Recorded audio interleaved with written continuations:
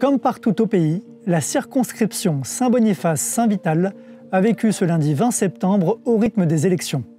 Nous avons passé la soirée avec Dan Vandal, du Parti libéral, Shola Agbola, du Parti conservateur, Megan Waters, du Nouveau Parti démocratique, et Laurent Poliquin, du Parti vert. Favori pour cette élection, le député sortant Dan Vandal a été réélu.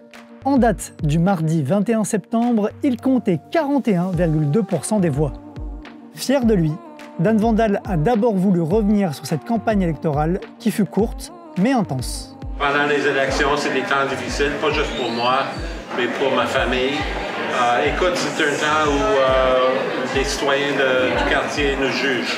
Est-ce qu'on a fait une bonne job? Est-ce qu'il veut que je représente la communauté encore? C'est toujours stressant.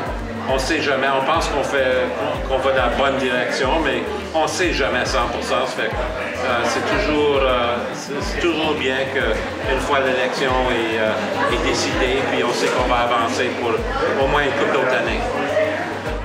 De son côté, Shola Agbola, seulement 1 heure après la fermeture des bureaux de vote, était toujours confiant, même s'il savait bien que ses chances étaient minces face aux libéraux. Well, I'm feeling good. I know we've run a very good campaign. We've worked really hard, so we're hoping for the best. So I'm very optimistic. I know Dan Vandal has been entrenched in the community. He's been a politician for over 20-something years. So, but in spite of that, I think we've really worked hard. We've connected directly with the residents, with the voters, and we're looking forward to a good night. S'il n'a finalement pas été élu, le candidat conservateur qui se présentait pour la première fois a voulu aussi rendre hommage à son parti qui a maintenu son nombre de sièges entre les élections de 2019 et celles de 2021.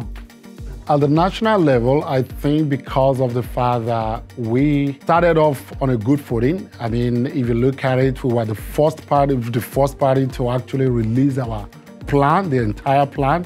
So Canadians saw that we are actually a party with a plan. We knew exactly what the citizens were feeling and we were ready for it. Mais revenons à la circonscription Saint-Boniface-Saint-Vital.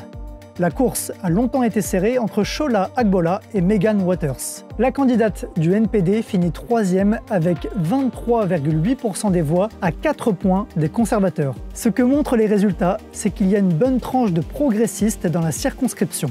J'espère que notre député, Dan Vandal, va entendre le message pour mettre en place des politiques qui répondent à ses besoins. Chez le Parti vert, en revanche, la soirée a semblé assez longue. Si Laurent Poliquin se voulait positif vers 21h30, les résultats finaux ne sont pas à la hauteur de ses espérances. Il finit 5e avec 1,6% des voix. Je pense que dans l'ensemble, on est quand même assez déçus. On peut voir quand même que les gens qui, disons, un peu plus à gauche, qui étaient déçus des libéraux, sont peut-être davantage tournés vers le NPD, du moins dans la circonscription de Saint-Boniface-Saint-Vital. Écoutez, s'ils sont capables de vivre avec, tant mieux.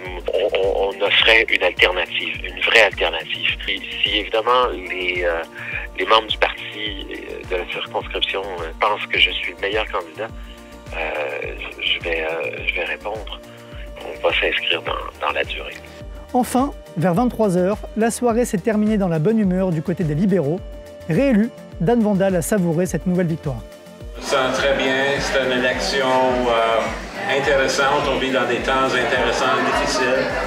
Et écoute, on a travaillé très fort pour 5 semaines.